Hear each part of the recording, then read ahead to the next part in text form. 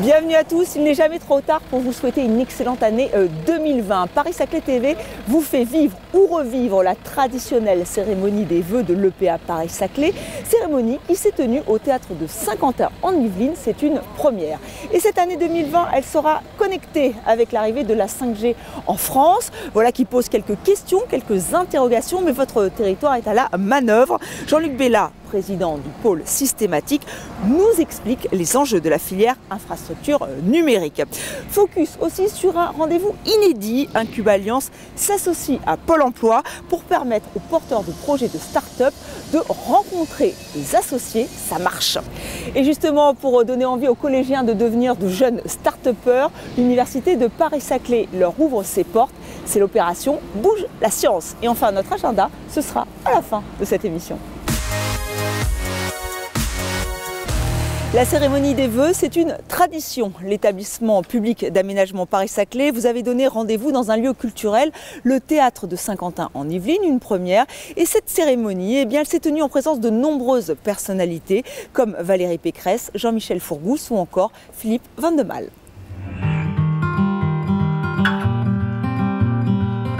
Mesdames et messieurs, bonsoir. Toute l'équipe du théâtre est ravie d'accueillir pour la première fois d'ailleurs les vœux, la cérémonie de vœux de l'établissement public d'aménagement Paris-Saclay. Soyez donc toutes et tous les bienvenus. Bienvenue bien sûr à Saint-Quentin qui fait partie de Paris-Saclay, au-delà, qui bien sûr est le cœur économique de Paris-Saclay, puisque nous avons 17 000 entreprises, vous savez, des très belles boîtes, et puis on travaille sur des très beaux sujets, sécurité du futur. 2019 aura été une année d'avancées concrètes, une année charnière pour entamer une nouvelle décennie jusqu'en 2030. 2030 qui est d'ailleurs l'année de l'achèvement programmé de l'ensemble de la ligne 18 du Grand Paris Express, qui est la véritable colonne vertébrale de ce territoire, sur les 3 ambitions du projet. 2019 a été une étape importante et a vu la vie urbaine prendre enfin place sur le campus urbain du Sud-Plateau. Effectivement, après les étudiants et les chercheurs et enseignants, sont arrivés les premiers habitants.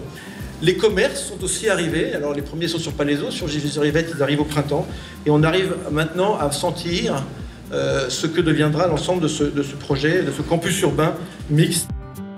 Il faut qu'on se donne une vraie ambition urbanistique pour le plateau, afin d'y faire ce que nous avions comme ambition au départ, c'est-à-dire un parc naturel urbain. Je rappelle que la nature devait être vraiment au cœur de la conception même du plateau et du campus. Notre territoire doit aussi être un laboratoire de la ville humaine, de la ville durable. Il faut avoir une zone le moins artificielle possible et il faut avoir une zone d'émissions négatives. Donc on doit avoir un campus à énergie positive. Je voulais saluer tous les nouveaux arrivants sur le plateau, leur dire bienvenue et leur dire qu'on est extrêmement fiers de les accueillir tous. On attend les suivants avec bonheur. Et aujourd'hui, je crois qu'on a réussi à vraiment accélérer le transfert d'innovation et puis à donner envie aux jeunes aussi de créer leur entreprise à Saclay, ce qui n'était pas du tout évident. Cette année, c'est les 10 ans, donc on se retrouvera très vite pour se souhaiter un très bel anniversaire. Et ce sera le moment de faire vraiment le bilan de tout ce qu'on a fait. Et Philippe, je crois que vous n'aurez pas à rougir du bilan que vous arriverez à présenter. Mais s'il vous plaît, on plante encore quelques arbres d'ici le mois de mai. Et puis on essaye d'ouvrir quelques commerces. Voilà, belle et heureuse année à tous.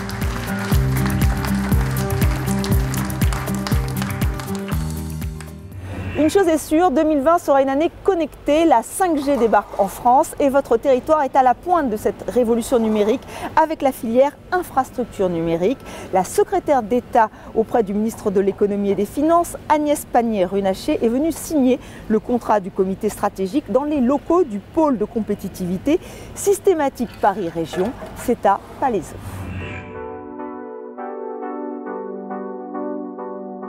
Ce matin, en présence de la ministre Madame Pannier-Runacher, a été inaugurée la filière infrastructure numérique avec les acteurs de la filière infrastructure numérique que sont les opérateurs, les équipementiers, les syndicats et toutes les entreprises qui sont liées à l'infrastructure numérique et bien sûr le pôle systématique qui rassemble beaucoup d'acteurs de cette filière. Et donc c'était au sein du pôle systématique, on est très heureux d'accueillir la ministre et les représentants des différentes structuration de cette filière.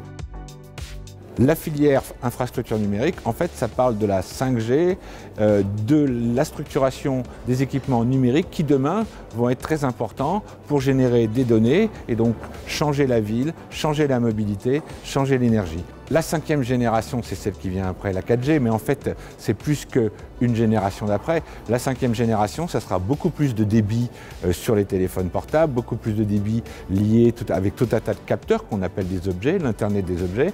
Donc ça va être beaucoup de données distribuées et liées à ces données, ça va être le développement et la mise en place de l'intelligence artificielle à différents niveaux et donc ce qu'on appelle des services cognitifs beaucoup plus intelligents. Et c'est pour ça qu'on parle de smart city, de ville intelligente, de mobilité différente avec la voiture autonome, parce qu'on va en même temps une infrastructure numérique archi connectée, hyper connectée, productrice de beaucoup de données et très interactive pour mettre en place des nouveaux services.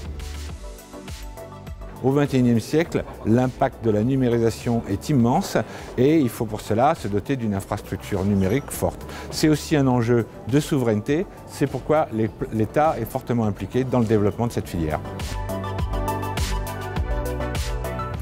Ils ont des idées, ils ont des projets, mais peinent à trouver des associés. Comment aider les porteurs de projets de start-up? Eh bien, en lançant l'opération Employez-vous spécial associé. Ce nouveau rendez-vous a été mis en place par Incub-Alliance et Pôle emploi. Retour sur une matinée riche en rencontres. Incub-Alliance, c'est l'incubateur mutualisé du plateau de Saclay, spécialisé dans l'accompagnement des start-up Deep Tech. Nous avons constaté depuis très longtemps une problématique pour les projets Deep Tech qui est le rapprochement avec des associés.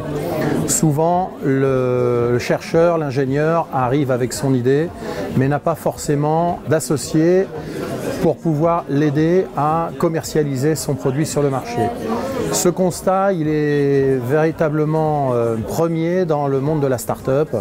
Et pour le résoudre, avec Pôle emploi, nous avons décidé de mettre en place un programme qui va permettre de présenter aux start-up des demandeurs d'emploi et les fameuses start-up qui, elles, sont en recherche d'associés.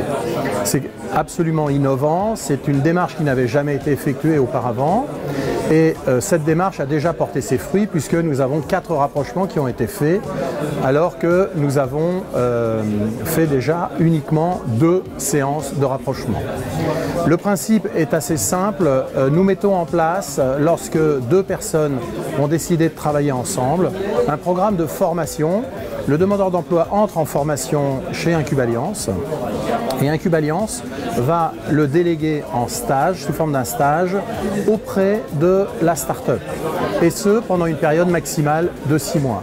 Durant ces 6 mois, le demandeur d'emploi et les associés, en clair, seront coachés, suivis sur la partie RH, la partie relations humaines, et ainsi que sur toute la partie développement de l'entreprise. Ce programme a pour objectif de pouvoir aider les demandeurs d'emploi à se resocialiser pour certains, à réintégrer, à profiter de leur know-how, si je puis dire, et leur carnet d'adresses pour être mis au service des startups qui, elles, en général, n'ont pas cette chance et n'ont pas cette expertise ni cette expérience. Pour nous, c'est un dispositif qui démarre à Orsay, à Incub-Alliance, et qu'on pourrait imaginer étendre au département et même au-delà, au niveau de la région. Et pourquoi pas, à un moment donné, créer une application, un service numérique qui permettrait de mettre en relation les demandeurs d'emploi à grande échelle avec des besoins des startups. Ça peut être une perspective réelle dans les 2 ans qui viennent. Et pour donner envie aux collégiens de se lancer dans des filières scientifiques, l'université Paris-Saclay leur a ouvert les portes. 200 élèves ont participé à l'opération Bouge la science. Ils ont pu s'amuser à faire des expériences scientifiques. Tout de suite, les explications de Timothée Zer de l'association Espérance en béton.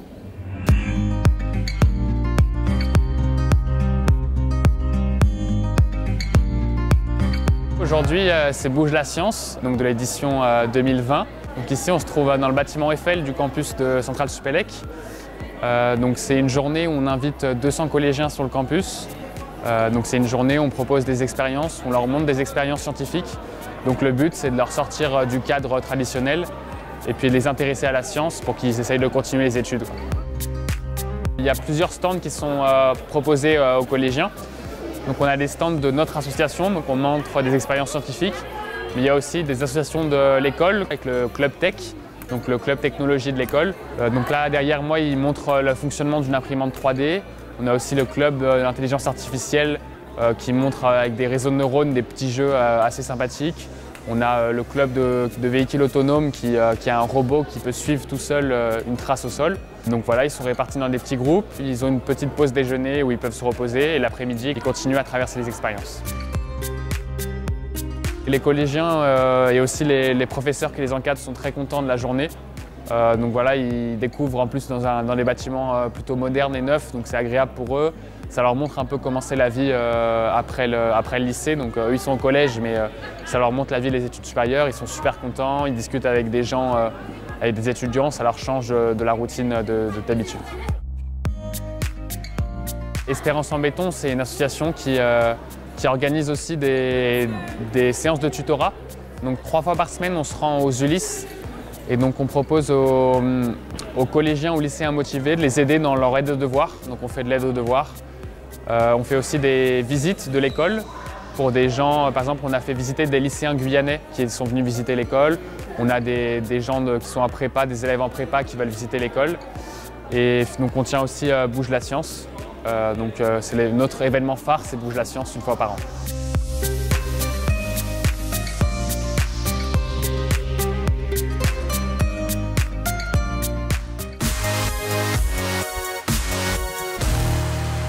Notre agenda à présent, pas mal de rendez-vous en ce début d'année. Le 6 février, le Deep Tech Tour s'arrête à Paris-Saclay. Rendez-vous est pris à Centrale Supélec. L'objectif de cette tournée des campus est de créer des ponts entre le monde de la recherche et celui de l'entrepreneuriat. Les journées portes ouvertes de l'université Paris-Saclay, c'est jusqu'au mois de mars 2020. Les étudiants et leurs parents sont invités à venir ici sur le campus pour découvrir la très large palette des formations proposées. Si vous cherchez un travail, ne ratez pas Ski Emploi en piste, une journée dédié au recrutement, des milliers d'offres dans un lieu unique, le Vélodrome National, c'est le 27 février.